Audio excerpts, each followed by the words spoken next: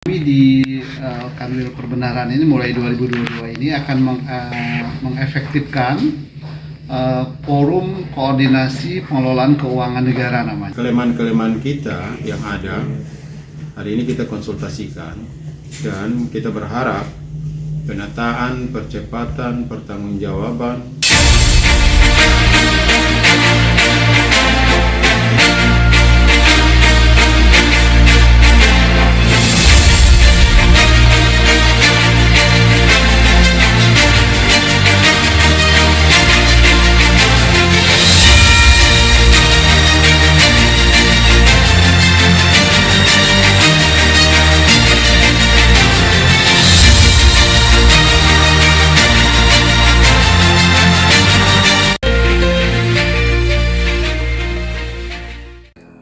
Bertemu Kakanwil Ditjen Perbendaharaan Provinsi Papua, Antonius M. Ayurbaba, ketaatan dalam pengelolaan keuangan di tahun 2022 itu akan menjadi agenda utama saya.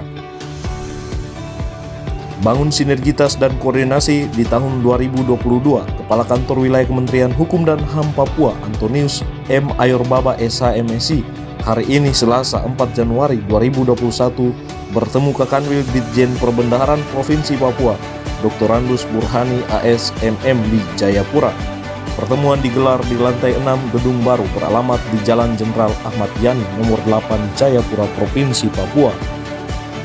Koordinasi dan sinergitas dilakukan berkaitan dengan indikator kinerja pelaksanaan anggaran atau IKPA dan realisasi penyerapan anggaran kantor wilayah Kementerian Hukum dan HAM Papua yang dikatakan Kakanwil Antonius M. Ayurbaba selalu menduduki peringkat terakhir dari evaluasi kinerja Kementerian Hukum dan HAM RI kantor wilayah se-Indonesia. Kakanwil Papua saat bertemu Kepala Kantor Ditjen Perbendaharaan Provinsi Papua menyampaikan kendala-kendala yang dialami jajarannya dalam sisi realisasi anggaran masing-masing satuan kerja atau satker berkaitan outcome dan outputnya. Diketahui bahwa kantor wilayah Kementerian Hukum dan HAM Papua dengan cakupan wilayah kerja yang sangat luas dengan kode satker keseluruhan berjumlah 28. Sementara untuk Kanwil Papua sendiri mengelola 9 DIPA dan sisanya tersebar di 19 satker di Papua. Kakanwil Ditjen Perbendaharaan Provinsi Papua Burhani usai melakukan tatap muka dengan Kakanwil Kemenkumham Papua mengatakan sebenarnya pola penyerapan anggaran itu sebetulnya adalah kepatuhan karena dari awal dibuat di halaman 3 DIPA-nya rencana penyerapan anggaran setiap bulan. Jadi kalau patuh saja dengan rencana yang dibuat itu, sudah bisa kita pastikan penyerapannya akan baik, ungkap Burhani. Ya, jadi memang pola penyerapan anggaran itu sebetulnya yang pertama itu adalah kepatuhan. Karena dari awal DIPA itu kan sudah dibuat di halaman 3 DIPA-nya, rencana penyerapan anggaran setiap bulan. Jadi kalau patuh saja dengan rencana yang sudah dibuat itu sudah bisa kita pastikan bahwa penyerapannya akan bagus. Tetapi memang kata Burhani tidak menutup kemungkinan ada kendala-kendala lain sebagaimana yang dikatakan Kepala Kantor Wilayah berkaitan izin prinsip dari Presiden yang belum turun dan kendala-kendala lainnya, tetapi peran PPK, pejabat pengadaan dalam rangka membuat paket-paket pekerjaan di awal tahun secara tertib melaksanakannya itu yang menjadi penting dan utama. Menurut Burhani, jika hal itu tidak dilakukan, bisa dipastikan akan menumpuk pada bulan-bulan tertentu, bahkan menumpuk pada akhir tahun. Tapi memang kita tidak menutup kemungkinan ada kendala-kendala lain seperti tadi imigrasi, izin clearance dari izin prinsipnya lah istilahnya ya dari presidennya ternyata belum turun, kan pasti kita juga nggak bisa berbuat apa-apa. Tapi dalam rangka itu memang peran PPK, pejabat pengadaan dalam rangka membuat paket-paket pekerjaan di awal tahun dan seterusnya secara tertib melaksanakannya itu menjadi penting. Karena kalau itu tidak dilakukan pasti dia akan menumpuk pada bulan-bulan tertentu, bahkan menumpuk di akhir tahun.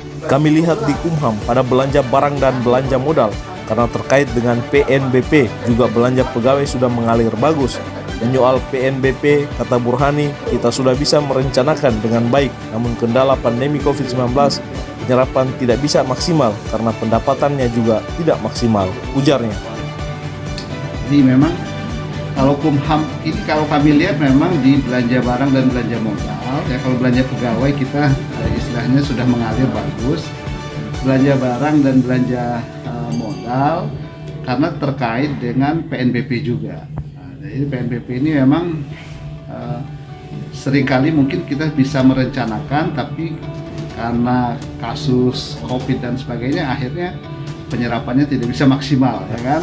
Itu bagian dari kuncinya, dan kami dari Kanwil Perbendaharaan siap mendampingi, memberikan asistensi, membantu bersama dengan teman-teman KPPN, mulai dari penyerapannya, pertanggungjawaban dan sebagainya. Kita akan all out lah supaya nanti Kanwil Kumham bisa bergerak naik terus, ya, bila perlu nanti jadi 10 besar gitu kan.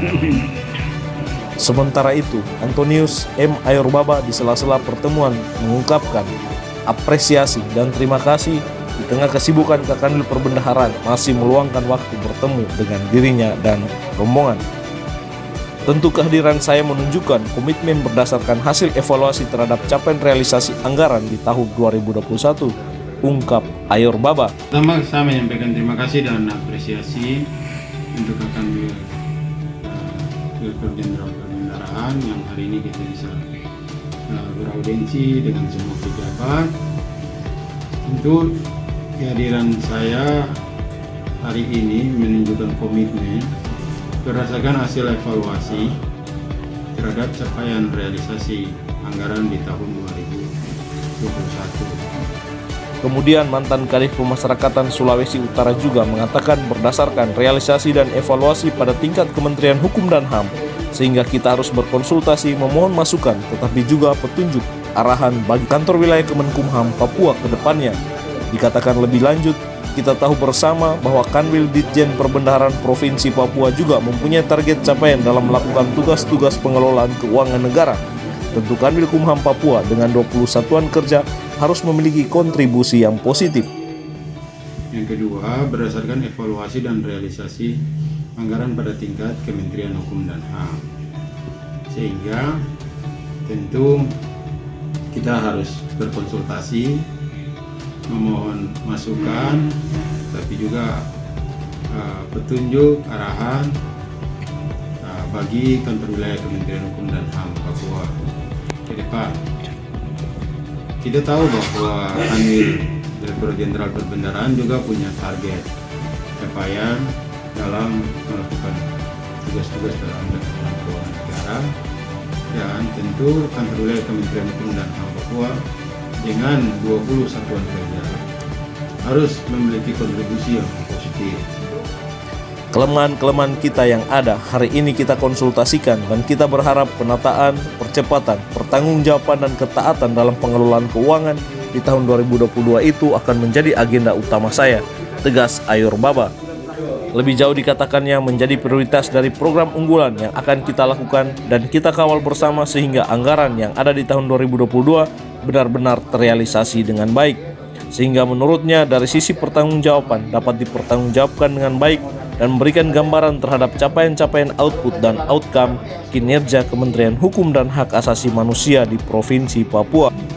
Nah, kelemahan-kelemahan kita yang ada hari ini kita konsultasikan, dan kita berharap penataan, percepatan, pertanggungjawaban, ketaatan dalam pengelolaan keuangan di 2022 itu harus menjadi agenda utama saya dan juga menjadi prioritas dari program unggulan yang akan kita lakukan dan kita kawal bersama, sehingga anggaran yang ada di tahun 2022 benar-benar bisa terrealisasi dengan baik, dan juga dari sisi pertanggungjawabannya bisa dipertanggungjawabkan dengan baik dan memberikan gambaran terhadap capaian-capaian output dan outcome kinerja Kementerian Hukum dan HAM di Provinsi Papua.